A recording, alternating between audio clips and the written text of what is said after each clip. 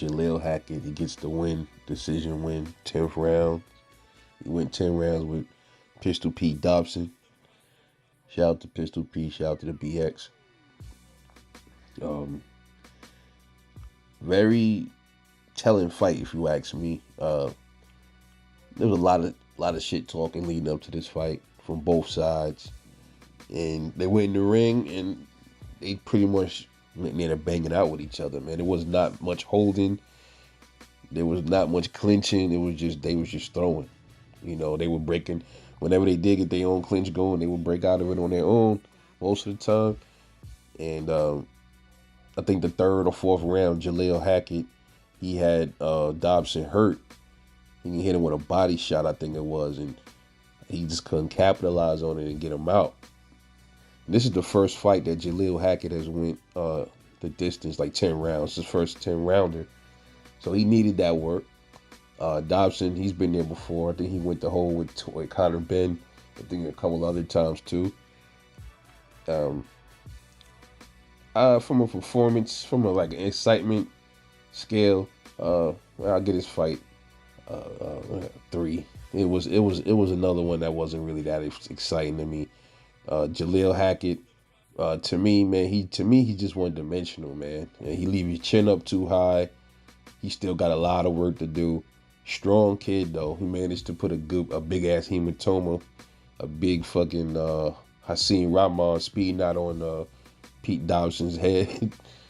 But nonetheless, man, the dude, he just seems so one dimensional to me, man. He just, I don't see nothing special about Jalil Hackett, man. He looked like, as he develops, we'll probably see a different side of him, man. It's still early, but he just look like he's just gonna be a strong, thudding ass kid. That's what it look like. He's just gonna be one of them dudes that,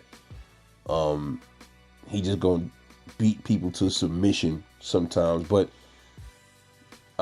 he needed that experience with somebody that had much more ring experience than him. This was good for him. He needed to go 12, 10 rounds, because sometimes you can't always get the knockout. Sometimes your power ain't always gonna be enough. And what happens when your power ain't enough?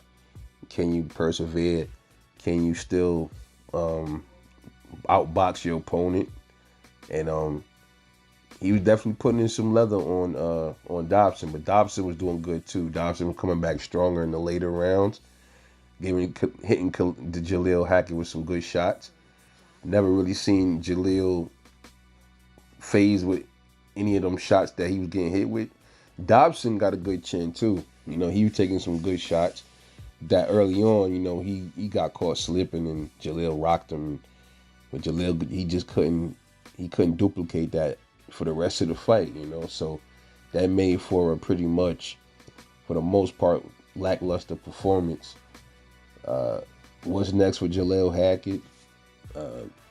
I'm not sure. I would assume more development from Floyd Mayweather, building him up some. Well, he was with Floyd Mayweather. He's not with Mayweather no more. I'm sorry. He's with Matchroom now. So, Eddie Hearn's going to feed him some fighters, probably some mid-level, lower to mid-tier fighters. And I guess just keep moving him up the rankings, man, because he's in a division right now that's, I guess subpar right now. There's not many people up there besides Boots Ennis and maybe, Brian Norman Jr. and Mario Barrios, Stanley Jonas, and a few others. So he works his way up and, he gets some shots at. I guess eventually he'll get his turn. Will he be up there with the rest of the pack anytime soon? It's gonna take a while for him to get up there. I would say maybe they fast track him. What is he at? 9 wins now. Maybe another year and a half, maybe 2 years if he stays at welterweight. But the chances of him facing a Jerron in this probably slim to none. He probably won't be facing none of those dudes that's already up there at the top. They'll probably be long going out the division by then, or if they hang around to be gatekeepers, I don't know. But